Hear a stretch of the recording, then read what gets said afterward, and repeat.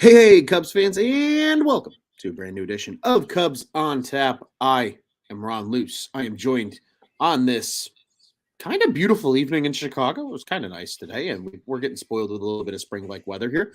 But usually with spring comes baseball, and we're talking about a lack of baseball today, and it might be a little sad. We got some other stuff to talk about, too. I think most people that are listening to this episode probably know what that is, but we'll get to that in a little while. Nonetheless, I'm joined by my guy, for at least one more time, Mr. Cody Del Mendo. Sir, how are you doing tonight? Obviously, a very sad day in the baseball world, but talk to me. What's up, buddy? Yeah, man, it's good to be here and talk some, I guess, baseball being canceled for what feels like the second or third time. Keep getting up for the letdown and all of them. But yeah, I'm good though. I guess I definitely got up for the letdown today, thanks to Bob Nightingale. And that sucks. And I definitely posted the classic GIF that I photoshopped my face on, the Mr. Rogers clown GIF. You know, if you know, you know. And definitely trolled myself a little bit this afternoon after I realized that he was never right. And the legend continues, man. The legend of Bob Nightingale on Twitter just continues.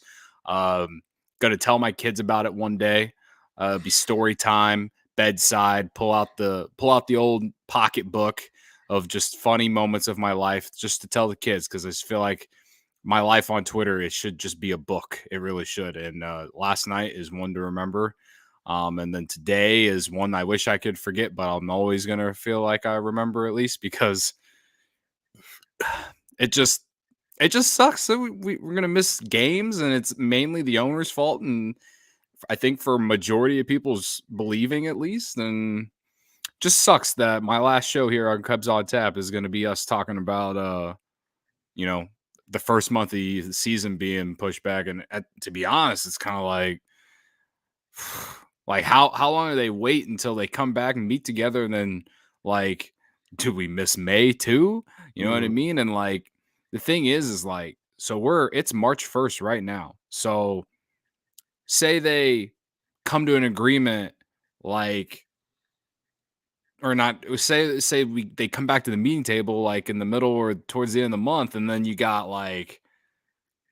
some days going into April, but you still haven't had any kind of spring training. Like, are they going to like, I just don't see, it just seems very bleak. Like, I remember the Buster Olney tweet from yesterday, or maybe it was the day before, like Flag Day is what they were aiming at. And I'm just kind of like, June 14th. Like, I mean, I'll take it, but like, oh, it's ruining the games, ruining the sport. It's losing fans. It's all this stuff, man. It sucks. Absolutely sucks. It's, yeah, man. So in a way, I am bummed. I'm bummed for more than a few things tonight. But got a Angry Orchard here to help cure that pain a little bit. Yeah, I feel you there. I'm dabbling with a little hometown brewery, or Chicagoland area brewery. This is our friends over at Riverlands. They're up in the St. Charles area, a little murkier waters, because it is kind of murky waters right now here, Cody. When we talk about the MLB and the MLBPA, for those that maybe we're busy at work or busy at, obviously life happens. You can't be attached to Twitter like Cody and I are on a daily basis. But obviously players and the owners didn't come to an agreement today on the CBA. Today was the quote unquote extended deadline because, at least if you believe the reports that were indicated, it sounded like significant progress was made. They wanted to get a deal done last night, which was February 28th. So they said, hey, we'll push it to pretty much end of business day, March 1st. They didn't get it done. And then Manfred, with his smiles, goes up to the podium and says, we're canceling the first two series of the season, which for the Cubs is the Cincinnati series on the road. And then what would have been Wrigley Field opening day here at home as a part of that second series as well. So that's where we stand. Yep. As you mentioned, Cody, it is March 1st. Usually March, we're getting excited, right? Because March 1st, it means we're in spring training games historically. There's games. Yeah, there's actual games starting to take place in March. They're talking about Albert Almora and how he looks the best in his career, and how he's gonna finally break out. Like, right, like we're getting up for some of the season headlines that like people are talking about going into the year, and instead we're sitting here talking about minor leaguers, which is cool and it's fine. At least we're still going to have minor league baseball because That's true. you flip it back to 2020, we didn't have any minor league baseball. So it's cool that at least we're still going to have a minor league season, no matter what happens with the MLB. Yeah. But now March is only about March Madness. It's not the get up for baseball, which it normally is. Now, like you said, hell, if we're fucking waiting until Flag Day in June, like you can't even give us Memorial Day. Come on. Like, Yeah. and I feel like they're gonna get it done at some point. I do think we will lose some games. But I think like a mid to end April start date is still plausible.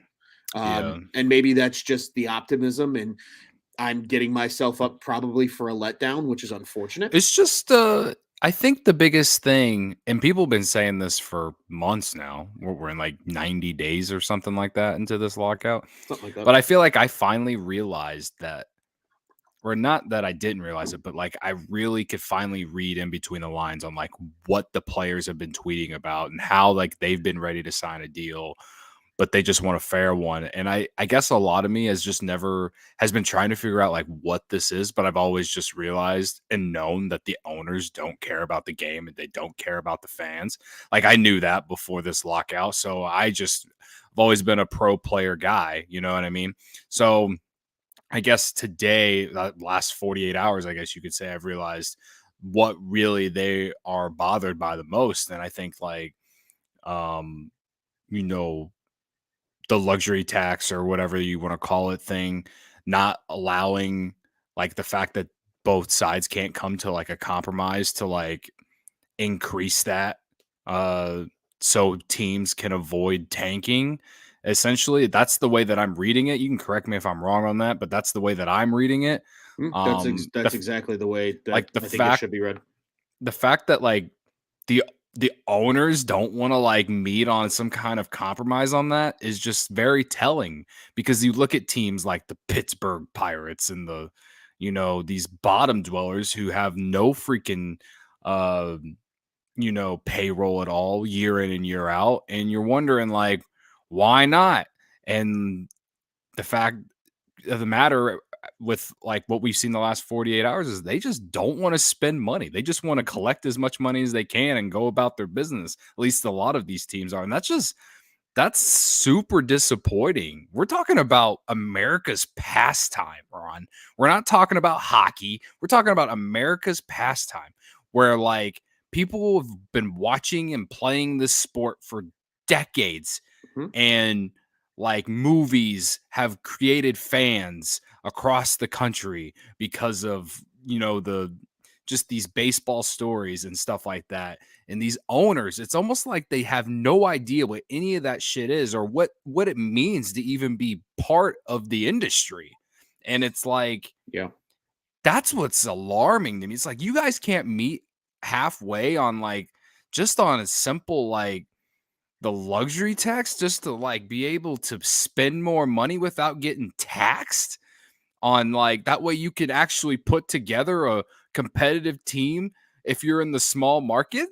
Like it's mind-blowing to me, because it's just like we should be trying to have teams like every team competitive. That's why the NFL is so great. Outside of the fact that every game is basically on Thursday, Sunday, or Monday, right? Most of the time, right? But like outside of that though, like everyone wants to watch every game on NFL Sunday or whatever, no matter how shitty the two teams could be. The thing is like there's so much that comes with it that's competitive and all that stuff for most of the teams. Not all. The Jets are an exception. But you get what I'm saying though, like fans and the players and I feel like ownership in the NFL even cares a lot about winning and just like being something. And I just feel like 8 to 10 of these owners are just kind of like, I own the team. They make me some money. Like, whatever. It is what it is. Like, I just don't feel like they give two shits about anything. They just care about collecting that dollar. And it's just like, dude, you already freaking charge $12 beers wherever. I mean, at Wrigley Field, I'm speaking in particular here, but like you already charge all this money for concessions and everything. You're making plenty of money. You're making plenty. Charge $200 for a goddamn jersey. Like, Like, how much more money do you need? You're billionaires. You know Right. what I mean? Well, So, and on top yeah. of it too, man, like I think a big thing too that's coming out right now that we're seeing a lot of this because I agree with you, right? The luxury tax, like they don't want tanking. They don't want teams to tank. That's defeats the purpose. And there are only a few, the big market teams are the only teams that really do ever spend up to or over the luxury tax because they can afford to. Well, Mhm. like you said, raise it. You probably have more teams that become immediately competitive that way. But on top of it too, like you said, with the money and the revenues coming in and things like that, I think the public report, and it's public information now. It was a filing, it's anybody can access the information, but it was the Atlanta Braves financials. They make $6 million a game. Like that's and Atlanta's and not a shot at Atlanta. This is not a shot at Atlanta. That's a great stadium and a great fan base. They just won They're a World still not Series. one of the top fan bases in the league. They're Yeah. probably top 10 in my opinion in terms of like average attendance and all of that. But like, They have a history. Yeah. could you imagine what the Cubs make on one game day? Oh, It's stupid. It's I would gotta I be would say double. they doubled that even last year before the deadline. I would say Easy. they doubled that every Easy. game. Like the Yankees, the Dodgers, like all these diehard fan bases that pack the stands. And again, Mhm. you want to make more money as an owner? Raise the luxury tax, have a more competitive team, you fill the stands. Our friends on the South Side saw that last year, right? It Yeah. went from, hey, it's a game in April. We normally close off the 500 level and let Mhm. everybody just sit down low to, hey, now like getting a 500 level seat for some games is difficult. It's Right. amazing what happens when you have a winning product. And I think that is very much something that the players want. They want it to be competitive. And our guy Scott Crawford, Scott Scott from from Iowa Iowa. on the beautiful Twitter. Rizzo's tweet was a perfect example today. He says the fans will miss you most.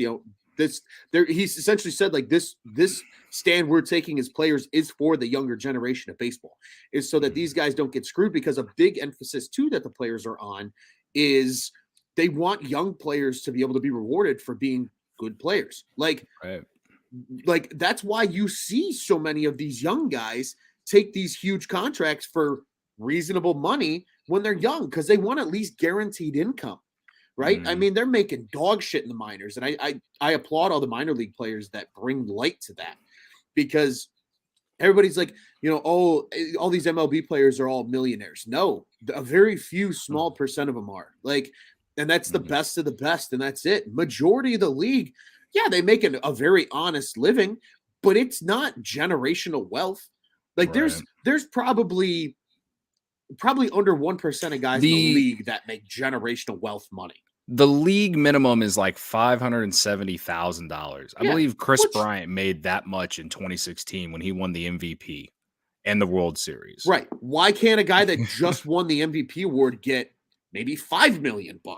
And that's Yeah. what a lot of that player like incentive pool that you've been seeing thrown around on Twitter. This is just a general for you, but the Mhm. general you, the collective you, that's being seen on Twitter by people because they just want guys to get rewarded. Like that, there's a reason Ronald Acuna Jr. and Ozzie Albies in Atlanta are on great contracts, because they said we'll take the money as quickly as we can, and that's at least guaranteed revenue that we have for 8, 9, Mhm. 10 years.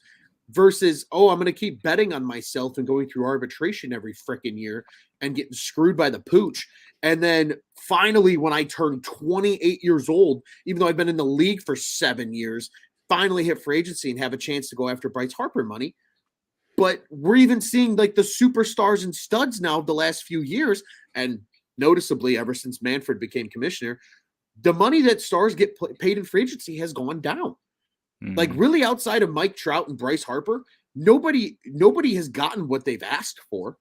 Right. Everybody's Scherzer settled got for his less. huge contract or his huge AAV because he took less years. And I Right. think there's a few other guys like that too. Stroman's a good example, I feel like too. I don't think he's Absolutely. going to get somewhere. I think he's definitely getting 20 million. I thought he was going to make 25 million next season, but He like is. It's 25 yeah, in the first 2 years, 21 in the last year right. if he exercises his player And I option. mean, some people might think, oh, him making $25 million AAV might be a little too much for him. But if it's on a shorter term contract, it's kind of like, well, I feel like you're evening out there a little bit in Sure. terms of, I guess, a value of a player.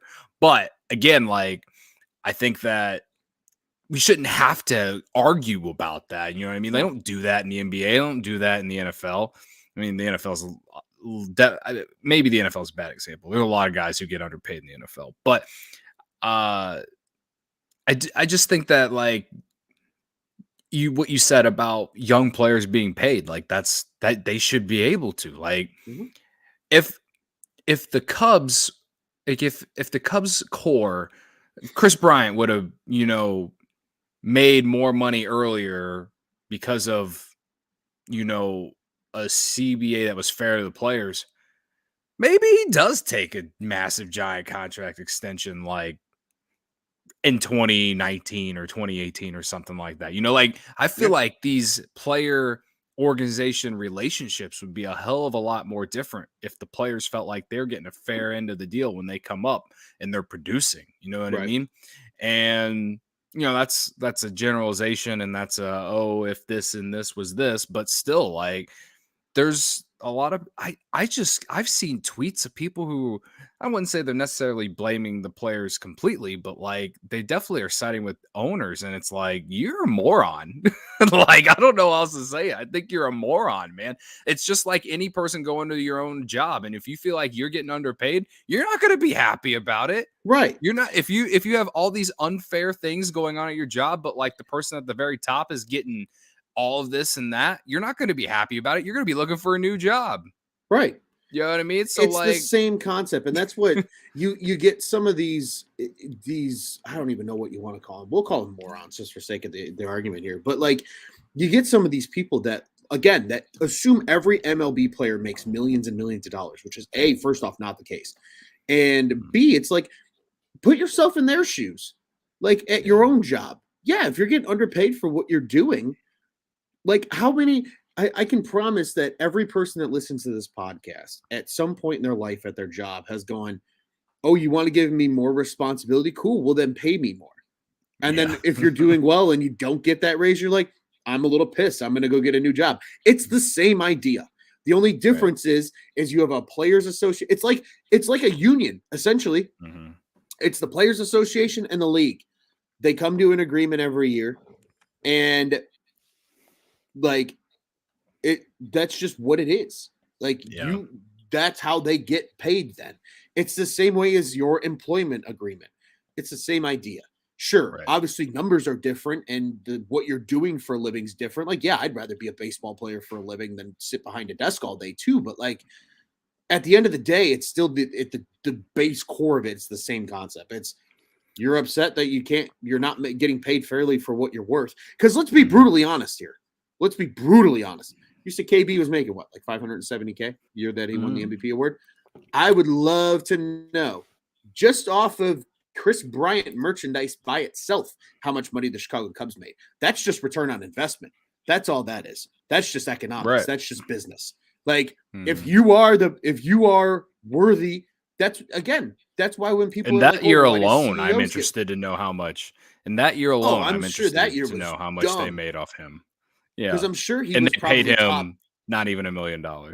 Yeah, and I'm sure he was top 10 to 15 in jersey sales in Yeah, the MLB that year. Probably closer to yeah. top 10 than he was 15. But like, And yeah, he signed with Adidas and yeah, he signed with Red Bull, but it still doesn't take away the fact that he was severely underpaid in that year. yeah, But again, and I'm not necessarily blaming the Cubs in that, especially in that season, he was only a sophomore player, right. but That's it just comes what the back CBA to was. yeah, it comes back to what the Mhm. CBA is, and like again, like the CBA that we've had in the past has not benefited players really at all. It's only really benefited the owners, and I just feel like you got to come to a compromise at some point. And hey, I commend the players for trying. As much as it would suck if we just didn't have a season at all, I would fully support them and getting what they deserve and getting a fair deal. Like Mhm. it's to me, it's going to come down to how much longer do the owners feel like they can do this? To me, like how much longer do they truly feel like they can just keep doing this? Because like I feel like the players like I genuinely don't feel like they care. Like if they miss an entire season. I get I because if they genuinely didn't care as much and they just wanted to play because they're just tired of sitting in these damn meetings with these old dudes, they would have just accepted it, whatever happened today. You know what I mean? Right. Yep. But they didn't. Ununanimously. Like, it was like, we're done. We're not doing this. And it's just like, so the owners have to meet halfway. They're not meeting halfway at all. And God damn it, Bob Nightingale, you just really got me up for nothing. the Bob Nightingale jinx is all well and healthy. Let's at least keep it at that. But that's when life starts to feel at least semi-normal, is when Bob Nightingale's out here getting reports wrong. But and no, I completely agree with you, man. Like, it's they're finally taking a stand, right? Like, so many, you hear historically so many times where the CBA negotiations happen, and it's always the players giving more ground than the owners. And yes, obviously these owners own these teams and things like that, but like, I can promise you right now, I am an accountant for a living. I look at numbers. I can dive through financial statements and get you answers probably faster than majority of people can in this world. I can promise you right now that there is zero problem here with the friggin', like, in terms of like health of these teams. The owners are still making plenty of money. Like, there's no doubt about that. And let's be brutally honest here. The luxury tax threshold going up $18 million over the course of an entire 162 game season, which, might we remind ourselves here, that 81 of those games are played at home, and the Braves made $6 million per every one of those 81 games. Yeah. And then playoff revenue, again, incentive to get back into the playoffs, because, and they're talking about expanding the playoffs.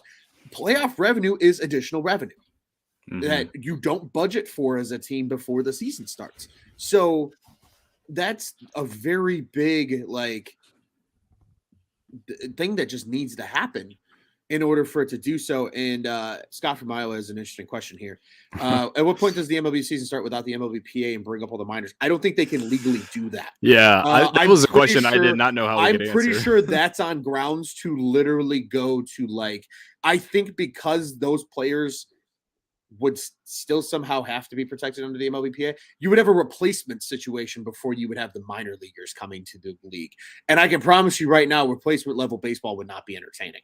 You're better off going to, for those that are in the southwest side of Chicago, you understand what I say when I mean. You're better off going to like a Windy City Thunderbolts game or like the Chicago Dogs games than you are watching MLB at that point if they play with replacement players. So that's not going to happen. It'll be just the minor league guys stay in the minors. The MLB just won't play. That's just plain and simple. Imagine if they found a way to like do that though. Like, just imagine all these random like a legal loophole. Yeah, like imagine these random dudes just putting on the pinstripes and playing at Wrigley Field, and you're just like, who's this motherfucker? It'd be ridiculous. They should all wear like numbers above like 60 and like just say player on the back. Like, not even the name, just player. Yeah, well, nobody can sell their likeness. So yeah, at that point, I think it would kind of be that way. Like, it would all just be nameless jerseys. You would just be a number. Yeah. Hey, your number 62. What's up, bud? Like, yeah, it wouldn't be worth watching. Wild way that would be, man. Oh, it'd be wild. But like, Jeff Passan might have had like the statement of this entire thing, and that I really, really enjoyed. And I'm going to paraphrase it. It's not going to be word for word, but he more or less said, if you take away the 1,200 best players in the world and give them and replace them with replacement players, the talent drop off would be disgusting. Nobody would want to watch that. If you replaced the 30 owners with 30 businessmen, he goes, it wouldn't get any worse. In fact, it would probably get better. And he's 100% right. I literally, and I'm not going to go too far on a tangent here, but I literally went into depth about this, and I like kind of vented this to my dad the one day, because my dad played baseball growing up. Baseball is by far probably his favorite sport. But yeah, I was like, for being men that made their money, or at least some of them, through being good businessmen, they're clearly frauds and not good businessmen, because good businessmen understand that you have to give ground to get ground. Right. The ground that they give now in these CBA negotiations, and if they just learn how to market their product better, which anybody that's ever taken a business class at any point in your life knows that marketing is a big part of selling a product or a service. Like if they would just sell baseball better, the money that they would be giving away to the players in the CBA negotiation would be pennies on the dollar over the course of time in the length of the actual life expectancy of this CBA agreement. Right. And that's They what would, these guys don't get. yeah, they would. I can't. They would make so much goddamn money if they could just not get it. If they could just get out of their own damn way, man. Like, I Yes. mean, people tweet this all the time, and it's like if you're not a baseball fan, you see that, you're probably like, "Oh, this person, like, how much do they really know?" It's like, we actually know a lot. like that's how bad it is, man. And it says it all when Rob Manfred's in this freaking presser and he's laughing before it or during it or whatever it was, and it's just like the trophy, Cody. The trophy's just a piece of metal. Yeah. Remember that? And that's the problem. Like they clearly don't give a rat's ass. And like if you had put a gun to my head and said, answer this question honestly and as quickly as you possibly can, of the 4 major sports, which owners are the worst? It's baseball, without hesitation, every single time. Because look at all these other leagues. Their revenues have grown substantially over the last decade and a half to 2 decades. Even the NHL, again, Canada's national sport. And I know we brought that up on the last show. Canada's national sport has grown exponentially in their salary cap and what players are getting paid and all that. The NFL, same thing. The NBA, absolutely. Guys are making $40 million a year now in the NBA. And it's grown globally as well. Right. And the sport itself, exactly, because of the presence of the NBA. Like, baseball hasn't done that. If anything, baseball has been stagnant or even fallen off a little bit because they don't know how to market their product. They just refuse to do the right things. Like, why the fuck are you going to black out your game coverage when you want to grow the game? No, you don't want to grow the game. You just want force. You sound like Bill Wirtz, and every Chicago sports fan will know what the fuck I'm talking about when they say that, because Bill Wirtz literally did not put the Blackhawks on television for years because he said, if you want to come watch this product, you got to come to the United Center or Chicago Stadium to watch them. And guess what? When they sucked, you know what people didn't do? Go to the United Center to watch them. There was times back in the early 2000s where literally, analogy, I remember on one of the documentaries that I think was the first Stanley Cup documentary, they said, literally verbatim, Pat Foley said, there were nights that you could shoot a cannonball through here and not hit somebody. Just think about that. Like, it was cheaper. You know what? I remember growing up, the hottest ticket hockey-wise in town was the Chicago Wolves. My entire time growing up before, like, 2009. Like, the Wolves were the ticket because they were in the playoffs every year. They won the Calder Cup in 2008. Like, they were the team to, like, go see if you wanted to watch hockey in Chicago, not the Blackhawks. But guess what? Because nobody would. You can't. That's being able to watch it on TV makes you a fan. Then you're more likely to go to the game. That's just how it fucking works. And just again, and baseball's blackouts problem is exactly that. Basically, exactly. It's like you can't hell, you can live in Iowa and still not be able to watch the Cubs because it's technically still in market. So that's why a lot of people have had issues with marquee and all this stuff. And it's just just so much crap with it, man. So much crap. I think at the end of the day,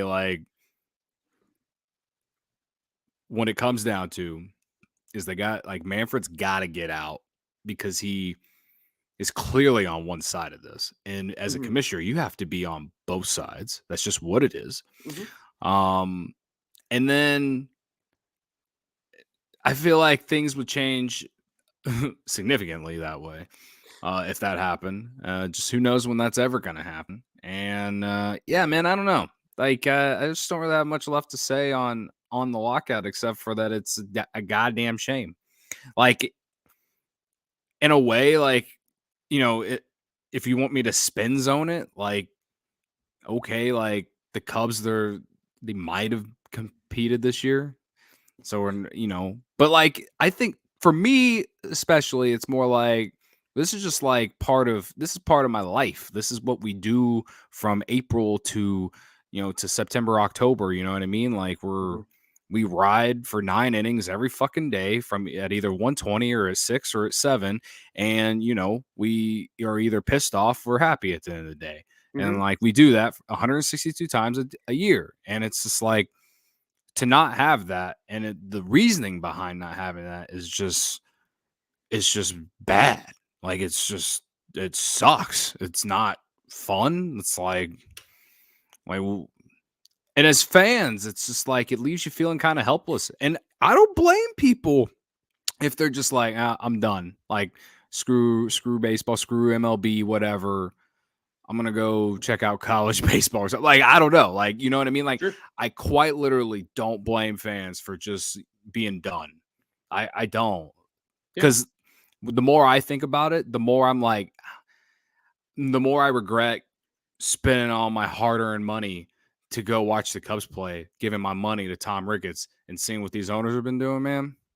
It makes me sick. It makes me just a little sick. It's not the experience. I love going to Wrigley and I love hanging out in the bleachers or sitting wherever and having that. But like the whole process of being able to go spending that money on the ticket and everything, I have felt a little sick about it because it's like I'm just giving Tom Ricketts my money and he ain't doing anything for me. He ain't doing jack shit for me.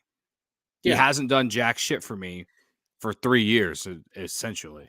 So, yeah, like I wouldn't blame Cubs fans if there are some out there who are just like, I'm done, like watching baseball. Like, and again, that just goes back to how the game is losing. It's losing popularity. People are moving on. And it's bad enough that we, another thing, the baseball is spreading this like let the kids play, and it's like the owners are like fuck them kids, Michael Jordan me. You know what I mean? Like I just don't get it.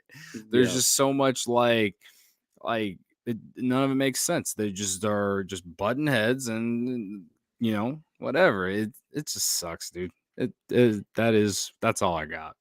Yeah, no, and I agree with you. It does suck, and I like what you said too, right? Like, the commissioner is the voice of the owners effectively, but you are also the kind of the middleman between the owners and the players, and it is your job to kind of lead that charge and be the middleman. And sure, yes, the players have the extra protection of the Players Association and things like that, but at the end of the day, like you don't have anything to oversee if they're not playing games. So like you want a season too. The owners want a season. They make $6 million a game.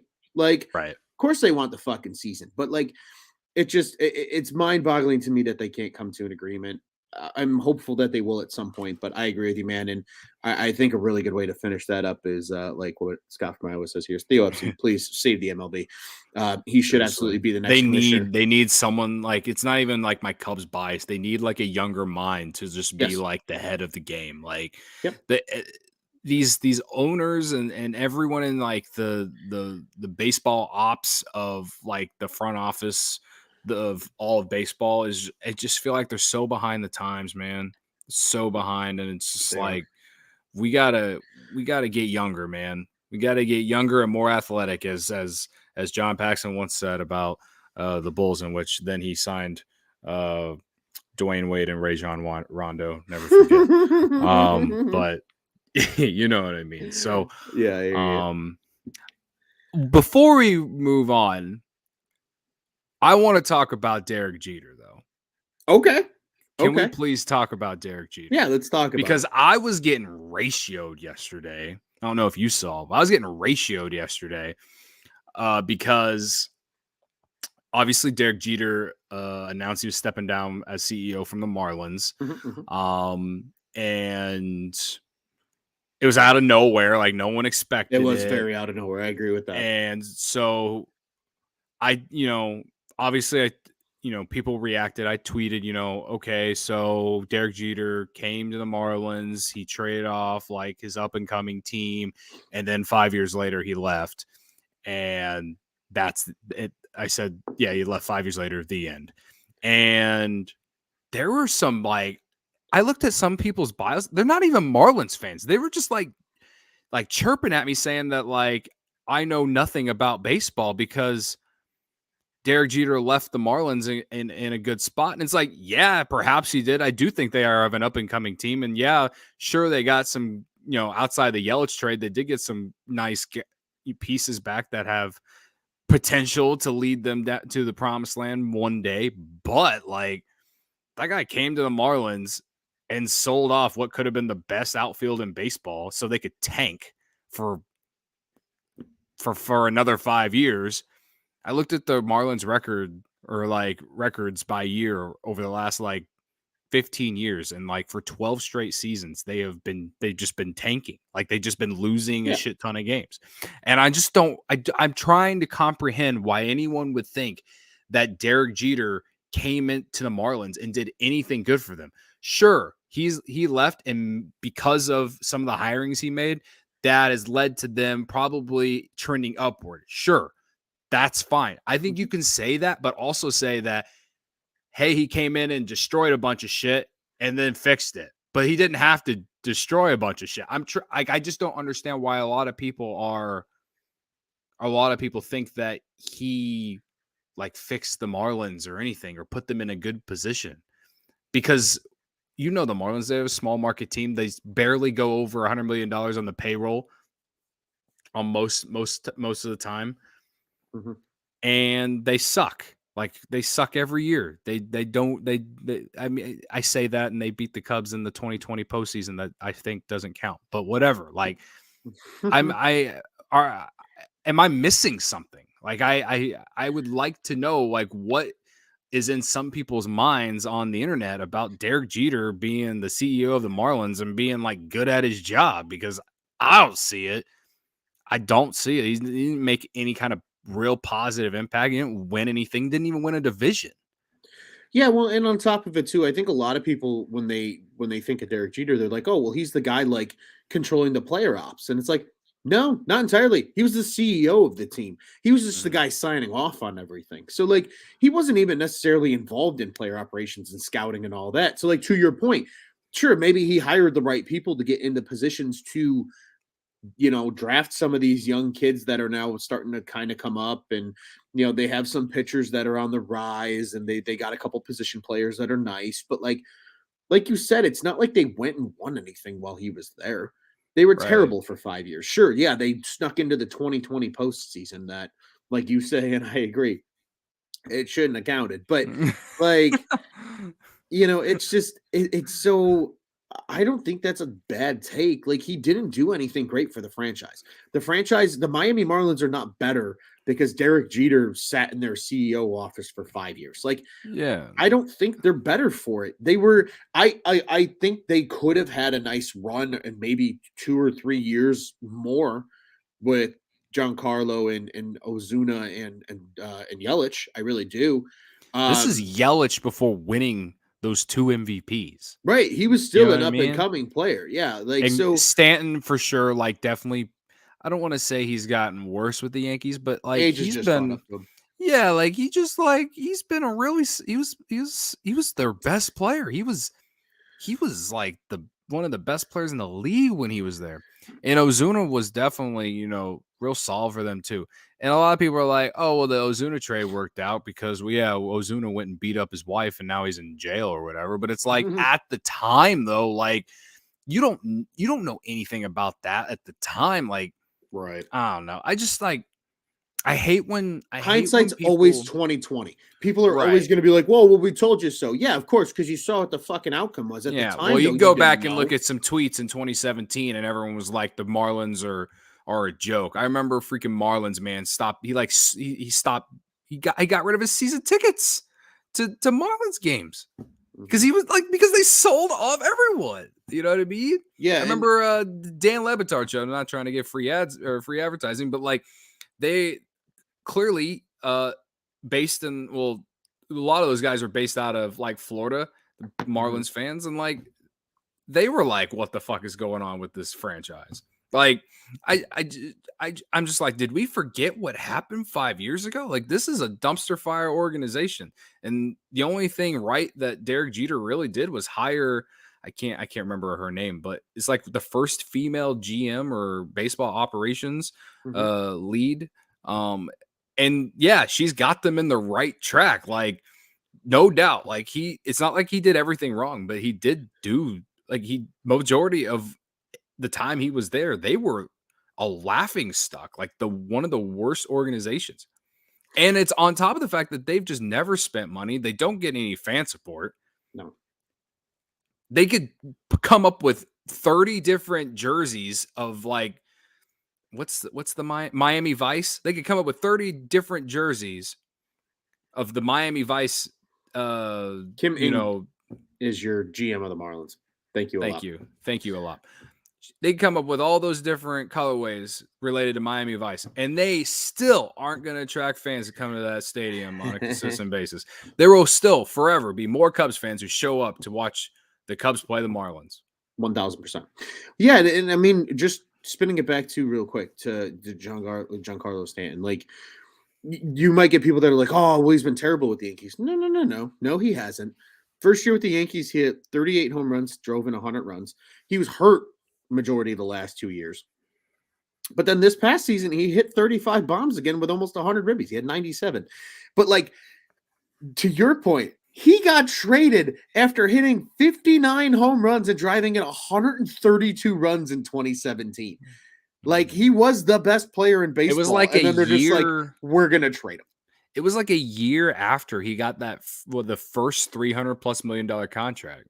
Yeah, it was like a 10-year deal, I think. And people were like mind blown that he got that much money. And it's like, well, it's kind of normalized now, right? Yeah. But you know what I mean, though? Like, I don't know. Maybe it's just Twitter.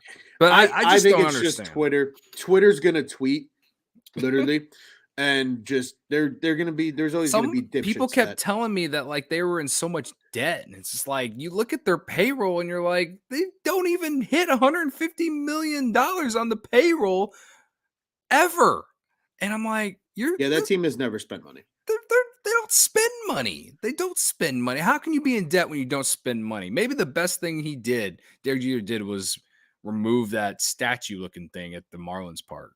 Maybe that was it. I don't know. I was kind of a fan of that. It was weird. I kind of liked it too, but people kept telling me that honestly, too, that was the best thing he did. I think the best thing that Derek Jeter did in his tenure with the Marlins was leave the Marlins. Personally, I just think that's a garbage fire of a franchise. So, that's neither here nor there, though. But I agree with you. I think people are just being stupid and yelling at you for no reason on Twitter. Cody. Welcome to my mentions, Ron. Yeah, I mean, hey, your Twitter has, like you said, with the pocketbook idea. My favorite chapter is arguably, without a doubt, the mayonnaise chapter. But it's a good one, no doubt. And do you have any other thoughts on anything baseball related before we get into some more personal matters?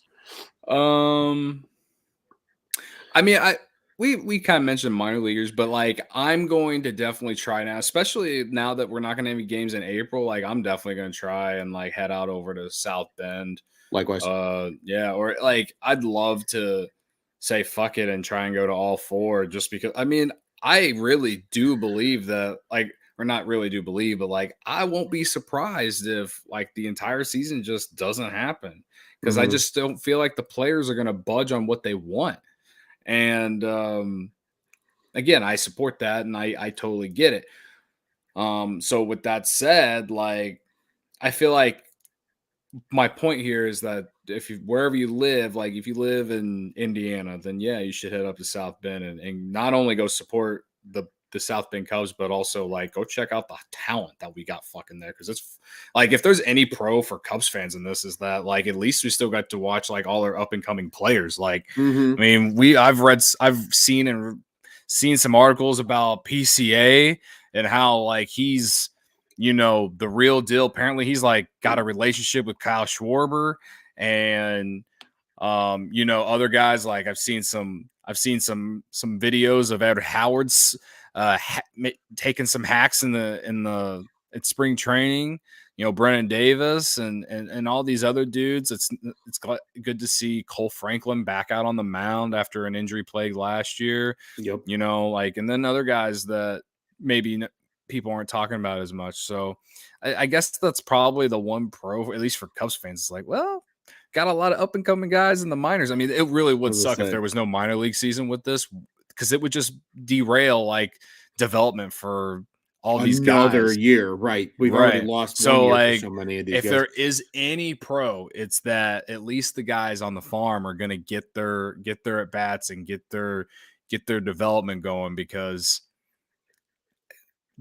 let's be real, like, yeah, the Cubs will they for sure, like if Clint Frazier is light years better than he ever was with the Yankees, and if Marcus Stroman is a Cy Young candidate and Kyle Hendricks gets back to 2016 through 2020 Kyle Hendricks, and all these other things, and Frank Schwindel at least hits half as well as he did last year in the second half, and Patrick Wisdom is elite defensive third baseman and hits 30 bombs, and all these things, and like all of these things, even with all that, it's kind of like, will they still be in it? I'm not sure, because like the depth right now on that roster is not the best. So right. All I'm saying is, like, we still just don't really know if this team was going to be good. And obviously there's still a ton of free agents out there. So it's like, can't even really judge right now. But because we have a minor league season, at least we have something to like watch and look forward to. Imagine if like we didn't have the farm system we have now and we were going through this, then it would just like, I mean, we would watch it, but like there's nothing, we would just be like excited to watch Brennan Davis, and that's it. Like, right? Like it'd be like Brennan Davis, it'd be like Cole Franklin, there'd be still a couple guys, but it wouldn't be nearly the depth that it is now, where we're gonna see all these guys come up. And I agree with you, man. Honestly, like, outside of obviously Brennan Davis, I think Double-A Tennessee is going to have a lot of guys that are taking that next step. They'll be fun to watch. But like, honestly, Myrtle Beach might be the most fun to watch this year, because it's like, it's all the kids. Like, that infield, theoretically, next season is going to be like James Triantos, who's been all over Twitter for spring training. Like, he's been impressing a lot of people, which I remember like looking into writing his draft profile, and I thought the exact same thing. I'm like, this kid looks unreal. Yeah. You're going to have him at third, probably. You're going to probably have Preciado at short. You're going to have Ed Howard probably at second base. Like, that Owen Casey's going to be in the outfield. Like, they are going to be loaded at Myrtle Beach. That's going to be a fun team to watch. And South Bend's going to be loaded with pitching, because Wicks should be down there. Cole Franklin's probably going to start at South Bend. Like, there's going to be a lot of really good pitching at South Bend too. So like, there is a lot of fun here. And if you can take a trip, especially South Bend, like if you're in the Chicagoland area, take a trip to South Bend. If you are one of those, I don't want to call you weird people because you listen to us, and I'm a fan of you for listening to us. But if you like Notre Dame, if you're willing to take a trip out there for a freaking Notre Dame football game, go take a trip out there to go to. Dude, Four Winds Field is a gorgeous stadium. So like, that alone should be enough of an intrigue. Let alone the fact there's going to be a ton of talent there too. So I agree with you, man. At least minor leagues is something we can. If you're a fan of Notre Dame, I am not. I am probably one of the few either. Chicagoans that like doesn't root for Notre Dame. I don't hate Notre Dame. I hate Notre Dame fans though. Notre Dame fans, they annoy me. It's because they get up every single year to be let down, but like they convince themselves every single year that they deserve to be in the national championship race. And it's like, no, you guys you're a top 10 team, but you don't deserve to be in the national championship. I'll take Cincinnati for a couple years to take their spot, so I can then say that about them too. I like that. Hey, at least they play in a conference. Yeah, that's true. They do at least play in a conference. We won't go down that rabbit hole too far here. Clip the Senate to beat on them. Yeah, we should clip it. It might have to happen, but well, man, we wrap up here. Obviously, the sad news for those that listen and are avid followers of Cody on Twitter, you saw his announcement about some future exciting things, and I don't know much. I only know that it's going to be an incredible opportunity for you. I know I am going to miss you immensely on the microphone with me, pretty much every episode. I mean, I could probably go back through and count every Cubs on Tap over the last 2 years, and probably about 87% of them are you and I in some variety or fashion. So, it's been a hell of a ride, but Do you want to? I don't. I guess I'll really just turn the floor over to you. Like, I will sum up my little spiel. It is. I appreciate everything that you've done for Cubs on Tap because you have been a huge part of this machine that Yeah, we've created over here, and I know the fan base is obviously a huge fan of yours as well, and I'm sure a lot of them are going to continue to follow you into your future endeavors and future ventures that are yeah, unfortunately taking you away from us here at On Tap Sportsnet. But I'm still excited to see what you do and where things go. And don't worry, folks. Like the Cubs on Tap love here is not going anywhere. Cody and I are absolutely going to have probably more than oh one yeah, time. Hopefully, assuming we have baseball this season. If not, it'll just be a random bender on a Saturday in the summer. In Wrigleyville. It's going to be a good time. But oh yeah. cheers to you, my friend. I will give you the floor to just let Okay. out whatever you want to let out, man. Well, I guess we'll start. Man, I've sent. I feel like I hope I'm not annoying the people in like the OnTap Slack or on the timeline, because like when I announced it, like when I said that like it's bittersweet, like it really is bittersweet. Like I love hanging out with you and talking Cubs or just whatever. Um, Getting to meet some of the guys during 2020 when the world was freaking on fire. It was like one of the nice things about 2020 if I go back and remember what happened that year. Um, so yeah, man, like Don Tap is always gonna have love for me, man. Like there's there's no way that my next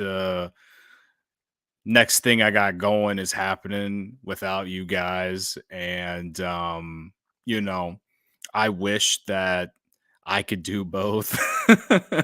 But I will say that guys like you and Tony and Buzz and Johnny and a lot in the comments, even though I've never really had a full on conversation with him, but I always thought he was super talented. And Joe and God, I'm forgetting names now, but a lot of guys there, I feel like are super talented, and you guys are gonna be just fine without me. But yeah, it is bittersweet, and you know, again, I still can't say what I'm gonna do yet. mhm. But the announcement will be coming Friday, and all I can tell you this, that like uh Cubs content doesn't end. If anything, it's just only getting started in a way for me. Um, I is honestly a dream come true for me and what I'm gonna be doing, and knowing that I'm gonna be doing over the last week, it's been like surreal. Still, I still like I've been waking up the last couple mornings, and I'm like, damn, like I'm almost done at this current job and I'm gonna get to go do this. Like Mhm. it's still surreal. So like I think for me it's kind of like once I actually get started and and we do it, like then it'll like be like, holy shit, like this is awesome, this is great, but let's go do this and make some history or something. So yeah, man, no, I think that's all I really, again, I would love to say what we're doing or what I'm doing, but um I guess just stay tuned. I changed my handle on Twitter to just my full name, which is Cody Del Mundo. So if you've been following the show and you didn't know who my last name was for this entire time, you're welcome. You Um, know now. you know now, Delmendo. I'm half Filipino. Also, if you've been wondering what my ethnicity was the entire time you're here, um, yeah, man, no, it's been a fun ride. I'd say my favorite moments from Cubs on Tap, definitely the Mayo series. The Mayo That series was was epic the Mayo because series was every game we got on, like you said that in the preview episode, then they won one, and then like I remember I like yeah, poked at you a little bit. Then they won the second one, and we were like, "Oh yeah, shit, they're gonna do it!" And then they right. did it, and we were all just, and I were just, I remember just refreshing Twitter to just see how many people were tweeting at you. Was the only purpose. I was like, oh, here Yeah. it comes. Like, here we go. Yeah. And they did not disappoint. It was Yeah. electric. It was was like absolutely electric. it was far and away my favorite part of being on Cubs on Tap, as painful as it was, but it was still Oh, fun because everyone made it fun. That live stream of like actually eating the mayonnaise was wild. Had some cool conversations with people in was that. hilarious. I remember tuning into that and being like, Yeah. the whole time sitting in disbelief, being like, I can't believe he did it. Like, I just can't believe he did it. Oh Like, gosh. Yeah. So again, like incredible. that one, I this one might be underrated still, but like the Anthony Rizzo getting traded That episode, one was man. good. That one was And that good. yeah, like, and that was more of just like me and Ron, like again, I feel like even in Big you sad know, boys that at the end of Anthony Rizzo's career, we're gonna be like, hey, remember when we did that podcast? day. Like, Yeah. you know what I mean? Like, That's one that'll stick out for a yeah, long time. right. 100%. 100%. Well, That one, while you're thinking real quick, Alop said he's gonna miss your rants and calling out the fan base consistently for overreacting. oh yeah. Those were also some of my favorite. Death, taxes, and whoever fucking hates Chris Bryant can get fucked. Like, exactly. right? Like I think that's one of the biggest things that I really loved about doing this podcast was just like I had the freedom to come on here and just kind of say whatever I wanted. Now, obviously, I wasn't going to come on here and just be a bigot or anything like that, but like just come on and just genuinely be like the fan that I am. Like I am like when I'm talking about whatever on here, like it is who I am. I sit on the couch and I say these things too. Like Yeah. it's just ingrained in my bloodstream. I'm freaking crazy. So yeah, I feel like those two things, and then those are some of the big things for me. So yeah, man. No, it's been a fun ride, and again, whenever I first came on, I never thought that it was going to turn into like some crazy, like passion returned. There's more to that story, but uh, I kind of lost passion for sports media for a while, and I met you guys and kind of brought it back, and it's really paid off for me moving forward. So there's another hint for you. Um, yeah, man, I don't got anything else, but I appreciate you giving me the floor, and I appreciate you being my friend and doing Always, this man. and all Heck yeah. that. And, again, I'm sure we will be doing one of these again down the road because you guys can't keep me out of here forever. No. I'm just gonna slide in. I'm not gonna log out of our streaming platform. I'm just gonna slide in some random day. Just drop in someday. Even then, it's not like you're not going to be as back as a guest at probably numerous Yeah. points throughout the season. But Yeah. no, man, absolutely, and that's the fun part, right? Like, I think for everybody that is listening at home, that kind of wonders what, like, not only just us here at Cubs on Tap, but even the on tap guys in general is like, we all really have truly become friends. Like, I mean, you and I have gone to numerous games together. We've hung out. You met us up at Sluggers after the crosstown game, and we kept the party rolling, and like and that's Yeah. happened with so many more guys too, and on tap for each one of us too. So like it is really like we have all become friends. That is what makes this so much more personal and so much more fun than just jumping on with a random coworker or somebody you barely know, right, to talk about something. So and yeah, I mean, even though the consistent Cubs on Tap runs of Cody and Ron, or Cody and Joe, or Cody and Juice, or Cody and Joey Ricotta, or whomever is in the seat with you, Oh yeah. you'll be back, and I'm sure we'll be popping up on each other's Twitter feeds, literally and figuratively, in the sense of like there will be plenty of times in good old Wrigleyville for us to get Oh together. yeah, And man. also, that's kind of a shout out and an encouragement too for people that when we do those, come out and hang out with us. Like, we're a Yeah. good time. We have fun. Yeah, man. Anybody that's ever been to an on tap event in any capacity has seen us drink, and it is always fun because we know how to hashtag crack them. But Yeah, man. Like I said, man, it'll be weird. It'll be weird not having you on the mic all the time with us. But the beauty of today's day and age is cell phones and Twitter and all that keep us in much closer contact. And I know you and I have discussed, because I also got a new job that besides just on tap. And our offices aren't too far from each other, so I'm sure we'll be seeing each other quite a bit. So it'll be good. It'll Yeah, be fun. It'll be fine. yeah. But no, man, it's like I said, man, it's been a pleasure, and you are a huge reason of why Cubs on Tap has grown to what it is, and I think the listeners will agree with that. And I think our great Twitter followers also agree with that. So, like I said, it's gonna be weird. It's gonna be weird not having you here, but certainly nothing but rooting for you and hoping for good things for you in the future. And again, I know I joked with you the one day, and I'm not wishing any ill will, but you better believe there's always a home for you here at On Tap. So, Yeah, man. I you know, appreciate that. Again, I really do. To everyone who definitely is here for, if I am a large reason why you're here, I appreciate you. I would say like Scott from Iowa, he's a huge follower. Garrett from Iowa as well. Um, I haven't who heard else? from Garrett in a while. Now that you mentioned that, He tweeted at me today. Actually, I did was he? kind of like, "Oh shit!" He I came haven't out heard of from Garrett in a nowhere, while. I but think the last time I yeah. saw one of Garrett's tweets, like actually like at me, was like 2 months ago. It's been a while. Yeah, but either way, like I know he's a big supporter of what I got going on, so I always appreciate that. Um, you guys just picked up what's his name, Tyler. He was Yeah. an avid listener of the show, Mhm. and I just saw his reply to my announcement tweet today actually, and it it hit my soul a little bit, so I appreciate him for that too. Uh, Alapsa comment. Oh my god.